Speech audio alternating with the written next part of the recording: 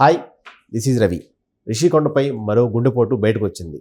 దీనికి సంబంధించి అక్కడ అక్రమ నిర్మాణాలని చెప్పి కేంద్రం ఒక కమిటీ సూచించింది. అయితే ఆ కమిటీ తన రిపోర్ట్ని ఇవ్వలేకపోయింది. దానికి కారణం ఏంటో తెలుసా?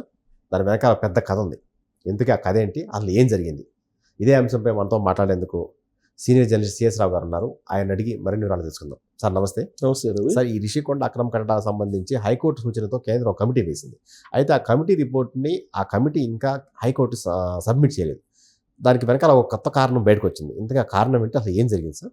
సో దీన్ని కనుక మనం కొంచెం లోతుగా కనుక పరిశీలిస్తే హైకోర్టులో నిన్న అంటే బుధవారం రోజు రిషికొండకు సంబంధించినటువంటి నిర్మాణాల మీద కానీ తవ్వకాల మీద కానీ విచారణ చేపట్టింది. విచారణ గతంలోనే చేపట్టింది. ఇప్పుడు ఒక కమిటీ కేంద్రం వేసింది కాబట్టి ఆ కమిటీ నివేదిక ఏది అని చెప్పి ప్రశ్నించినటువంటి సందర్భంగా కేంద్రం తరఫున పాల్గొన్నటువంటి అడ్వకేట్ ఏం చెప్పారంటే మరో 4 వారాలు నాకు గడువు కావాలి నివేదిక సమర్పించడానికి అని చెప్పి హైకోర్టుకు అభ్యర్థించారు. ఎందుకు అని అడిగినప్పుడు కేంద్ర పర్యావరణ అటవీ శాఖ నియమించినటువంటి కమిటీ చైర్మన్ ఆయన గౌరప్పన్ చనిపోయారు గుండెపోటుతోటి. కాబట్టి ఆ నివేదికలో ఏముంది, ఆయన అనేకమైనటువంటి అభ్యంతరాలను లేవదీశారు. ఏమేమి అభ్యంతరాలను లేవదీశారు అనేది కమిటీ సభ్యులు అందరితోటి మాట్లాడి అప్పుడు ఆ నివేదికను మేము మీకు సబ్మిట్ చేస్తాం.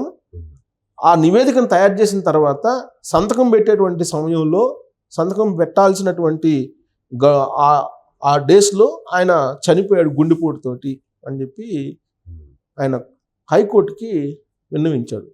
అసలు ఎందుకు హైకోర్టుకి ఇదంతా వెళ్ళింది అని అంటే కోస్తా నియంత్రణ మండలి అనేది ఒకటి ఉంది. దానికి కొన్ని నియమ నిబంధనలు ఉన్నాయి. కోస్తా తీరంలో కొన్ని నియమ నిబంధనలను అనుసరించి మాత్రమే కట్టడాలు కానీ తవ్వకాలు కానీ ఉండాలి, ఎకోసిస్టమ్ కోసం.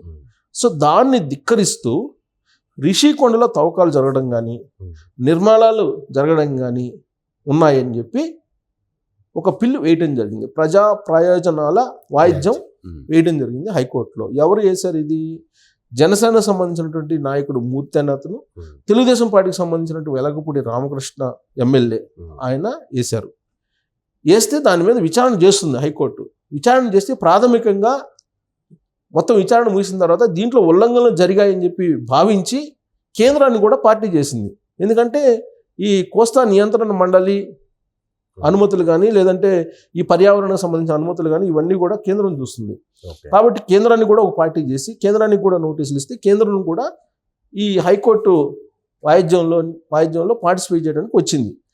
సో వచ్చినప్పుడు మేము ఒక కమిటీ వేస్తాము, ఒక కమిటీ వేసి అసలు అక్కడ అక్రమ నిర్మాణాలు ఏం జరిగినాయి, ఎంత మేరకు జరిగినాయి, అలాగే నిబంధనలకు విరుద్ధంగా తవ్వకాలు ఎక్కడెక్కడ జరిగినాయి, ఎంత మేరకు జరిగినాయి, వీటన్నిటి మీద మేము ఒక నివేదికను మీకు సమర్పిస్తామని చెప్పి హైకోర్టుకి చెప్పారు కొన్ని నెలల క్రితం. ఎవరు? కేంద్ర అటవీ పర్యావరణ శాఖకు సంబంధించినటువంటి డిపార్ట్మెంట్.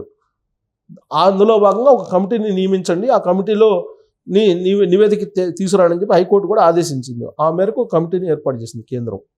ఏర్పాటు చేస్తే ఆ కమిటీకి చైర్మన్గా గౌరప్పన్ అనే అతన్ని పెట్టారు.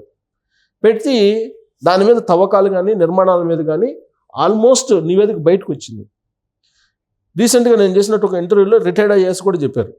ఆ నివేదికలో గౌరప్పన్ తయారు చేసినటువంటి నివేదికలో అనుమతులకు విరుద్ధంగా తవ్వకాలు జరిపారు, అలాగే అనుమతులు తీసుకున్నటువంటి దానికి విరుద్ధంగా అక్కడ నిర్మాణాలు జరిపారు అని చెప్పి ఆ నివేదికలో ఉన్నాయి. ఆ నివేదికలో ఉన్న కొన్ని రిపోర్ట్స్ని నేను కోట్ చేసి పర్యావరణ శాఖ కూడా కంప్లైంట్ చేశానని చెప్పి రిటైర్డ్ ఐఏఎస్ ఒక ఆయన నాకు చెప్పడం కూడా జరిగింది. ఆల్రెడీ కేంద్ర పర్యావరణ శాఖ దగ్గర కంప్లైంట్ కూడా ఉంది, అనేక కంప్లైంట్స్ కూడా ఉన్నాయి. అయితే రిపోర్ట్ అంతా తయారు చేసిన తర్వాత చైర్మన్ హోదాలో గౌరప్పని సంతకం చేయాలి. సంతకం చేసేటువంటి టైంలో ఆయన గుండెపోటుతో మరణించాడు అని చెప్పి చెప్తున్నారు. గుండెపోటు అనగానే ఇమీడియట్గా గుర్తొచ్చేది ఏంది మనకు? గొడ్డలపోటు గుర్తొస్తుంది. తెలుగు రాజకీయాల్లో సహజంగా గుర్తొచ్చేది గొడ్డలపోటు. పైగా రిషికొండ అనేది ఒక వివాదాస్పదమైనటువంటి అంశంగా చాలా కాలంగా వినిపిస్తుంది.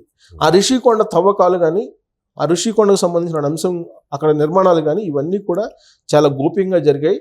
అటువైపు ఎవరిని రాకుండా 144 సెక్షన్ కూడా పెట్టి అక్కడ నిర్మాణాలు చేపట్టినటువంటి సంఘటనలు ఉన్నాయి. అసలు ఎందుకు 144 సెక్షన్ పెట్టాలి, అటువైపు ఎందుకు అసలు పర్యటనలకు రానివ్వలేదు, 144 సెక్షన్ పెట్టాల్సిన అవసరం ఏంది అని అంటే అప్పుడు విపక్షాలు విరుద్ధంగా తవ్వకాలు నిర్మాణాలు జరుగుతున్నాయని చెప్పేసి చలో ఋషికొండ కార్యక్రమాన్ని పెట్టి అక్కడికి వెళ్ళి ఆడ ఏం జరుగుతుందో ప్రజలకు చూపించాలనే ప్రయత్నం చేసినటువంటి క్రమంలో 144 సెక్షన్ పెట్టారు. ఆ తర్వాత దాన్ని కంటిన్యూ చేస్తూ వచ్చారు. నిర్మాణాలు మొత్తం పూర్తి అయ్యేంత వరకు కూడా చీకటి జీవోలు ఇష్యూ చేశారు. 500 కోట్లు పెట్టి విలాసవంతమైనటువంటి భవనాన్ని నిర్మించారని చెప్పి ఆ తర్వాత వాళ్ళే జీవోలను బయట పెట్టారు. దాన్ని ఇప్పుడు ప్రారంభోత్సవానికి రెడీ చేసి ఇప్పుడు పర్యాటక శాఖ రాష్ట్ర పర్యాటక శాఖ మంత్రిగా ఉన్నటువంటి రోజా ఆమె చేతుల మీదుగా ప్రారంభిస్తున్నారు. ఇదంతా ఎందుకు జరుగుతుంది? ఈ ప్రారంభాలు ఇవన్నీ ఉండేవి కాదు. ఆ నివేదిక కనుక సకాలంలో వచ్చినట్టయితే, ఇప్పుడు గౌరప్పని బతికి ఉన్నట్టయితే, గౌరప్పని చనిపోయి కూడా గుండెపోటుతో చనిపోయాడని చెప్పి ఈ వార్త వచ్చి కూడా దాదాపు 4-5 నెలలు అవుతుంది. ఓకే, అంటే గౌరప్పని బతికి ఉన్నట్టయితే అప్పుడే హైకోర్టుకి సబ్మిట్ చేసి ఉండేవాళ్ళు. ఆ నివేదికను బేస్ చేసుకొని దాన్ని ఆ బిల్డింగ్స్ని కూల్చేయడము లేదంటే ఏదో ఒకటి డెసిషన్ హైకోర్టు ఇచ్చిండేది. ఎందుకంటే పర్యావరణ శాఖ అనేది చట్టాలు అవన్నీ చాలా బలంగా ఉంటాయి. గతంలో మనం చూసాం, కేరళలో చూసాం, అలాగే ఢిల్లీలో చూసాం, చేసినటువంటి సంఘటనలు చూసాం. భవనాలు పర్యాటక నిబంధనలకు విరుద్ధంగా ఉన్నాయని చెప్పి అదే ఇక్కడ కూడా జరుగుతుంది, చేస్తారని చెప్పి అనుకుంటున్న సమయంలో ఆ నివేదిక కనుక ఇస్తే కనుక అదే జరుగుతుందని చెప్పి భావించారు చాలామంది పర్యావరణవేత్తలు కూడా, పర్యావరణ ప్రేమికులు అనేక మంది అదే భావించారు. కానీ హఠాత్తుగా గౌరప్పన్ గుండెపోటుతో మరణించడం అనేది రకరకాల అనుమానాలకి తావిస్తుంది. ఆ గౌరప్పన్ చనిపోవడంతో దాదాపు 3-4 నెలల గ్యాప్లో ఇప్పుడు మళ్ళా హైకోర్టులో ఇప్పుడు మళ్ళీ వాదనలు వచ్చాయి. దాంట్లో రఘురామకృష్ణ కూడా ఇంప్లీడ్ అయ్యారు. వాదనలు వచ్చినప్పుడు మరో 4 వారాలు గడువు కోరింది కేంద్రం ఏర్పాటు చేసినటువంటి కమిటీ. దీంతో ఈ లోపుగానే వీళ్ళు అనఫిషియల్గా దాన్ని ప్రారంభించి దాంట్లోకి అడుగుపెట్టి దాని నుంచి పరిపాలన చేస్తారని చెప్పి జగన్మోహన్ రెడ్డి అంటూ ఉన్నారు. అంటే ఇది డ్రాగన్ చేయడానికి, గౌరప్పన్ చనిపోవడానికి ఏంటి?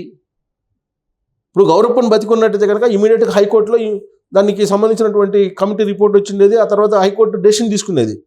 కానీ గౌరప్పన్ చనిపోవడంతో ఈ వాయిదాలు పడుతూ వస్తున్నాయి. ఈ వాయిదాల మధ్యలో ప్రారంభోత్సవాలు, నిర్మాణాలు పూర్తి చేయటం ఇవన్నీ జరిగిపోతున్నాయి. పరిపాలన అక్కడి నుంచి ప్రారంభించడానికి జగన్మోహన్ రెడ్డి ప్రయత్నం చేస్తూ ఉన్నారు. అంటే దీని అర్థం ఏంటి? గౌరప్పన్ గుండెపోటు అనేది అనుమానాలకు తావు తీసేటువంటి పరిస్థితి ఉందని చెప్పి ఇప్పుడు అనేక మంది అక్కడ పర్యావరణవేత్తలు కూడా భావిస్తూ ఉన్నారు. అయితే ఇప్పటివరకు హైకోర్టులో అలాంటి అనుమానాలు వ్యక్తం చేసే పిటిషన్లు అయితే వేయలేదు. కానీ వీరప్పని గుండెపోటు అనగానే వెంటనే గుర్తొస్తుంది వివేకానంద రెడ్డి గొడ్డలపోటు లాగా అందరికీ అనుమానాలు వ్యక్తం జరుగుతున్నాయి. పైగా దాని తోడు ఇప్పుడు హఠావుడిగా ప్రారంభోత్సవాలు చేయటం, అక్కడి నుంచి పరిపాలన సాగించాలని ప్రయత్నం చేయడం, ఇవన్నీ కూడా కోర్టు ధిక్కరణ కింద వస్తుంది. అసలు ఈ గౌరప్పన్ మరణం అనేది దానికి సంబంధించినటువంటి వ్యవహారం ఏంటి అనేది తేల్చాలని చెప్పి కూడా ఇప్పుడు కొంతమంది పర్యావరణవేత్తలు డిమాండ్ చేస్తున్నారు. ఇప్పుడు ఆయన హైకోర్టు సంబంధించిన అంటే కేంద్రం తరఫు నుంచి అటెండ్ అయినటువంటి అడ్వకేట్ ఏం చెప్తున్నారు? నిన్న అటెండ్ అయ్యారు ఆయన హైకోర్టుకి. నిన్న అటెండ్ అయ్యి ఏం చెప్తున్నారు? ఆయన అడ్వకేట్ పేరేంటి? యజ్ఞదత్. యజ్ఞదత్ హాజరయ్యారు. నివేదికను సరిపడుకుని నాకు 4 వారాలు టైం కావాలి, ఇప్పుడున్నటువంటి సభ్యుల అభిప్రాయాలు తీసుకుంటాను. ఆ రోజు బతికున్నప్పుడు ఆయన గౌరప్పని ఏమన్నారు, ఎలాంటి అభ్యంతరాలను వ్యక్తం చేశాడు, అవన్నీ తెలుసుకొని నేను ఒక నివేదికను తయారు చేసి 4 వారాల తర్వాత నేను ఇస్తానని చెప్పి ఆయన చెప్పడం జరిగింది. దాంతో ఇప్పుడు ఈ జరగాల్సినవన్నీ అనఫిషియల్గా జరిగిపోవడానికి ఆస్కారం ఏర్పడింది. ఇది ఎక్కడ అసలు? నియంత్రణ మండలి నిబంధనలకు విరుద్ధంగా విశాఖ జిల్లా చినగదిలి మండలం ఎండాడ పరిధిలో సర్వే నెంబర్ 19లో ఈ రిషికొండ ఉంది. దీన్ని తవ్వేటప్పుడు మొత్తం నిబంధనలకు విరుద్ధంగా చేశారనేది ఆరోపణ. దాని మీద విచారణ జరుగుతుంది. ఈ గౌరప్పన్ గుండెపోటు అనేది ముందు బయటకు వస్తే మొత్తం వ్యవహారం బయటకు వస్తుంది. సో రిషికొండ నిర్మాణం చుట్టూ వివాదాలు రోజుకి పెరుగుతున్నాయి. అదే సమయంలో చాలా అనుమానాలు కూడా ఉన్నాయి. సో దీనిపై నిర్మించిన కమిటీ చైర్మన్ గౌరవ్ చనిపోవటం, అది కూడా ఆయన గుండెపోటు చనిపోవడం కూడా పలు అనుమానాలు సాధిస్తుంది. సో రాబోయే రోజుల్లో ఉన్న ఈ వ్యవహారంపై మొత్తం నిజాలు నిగ్గు తేలాల్సిన అవసరం ఉంది.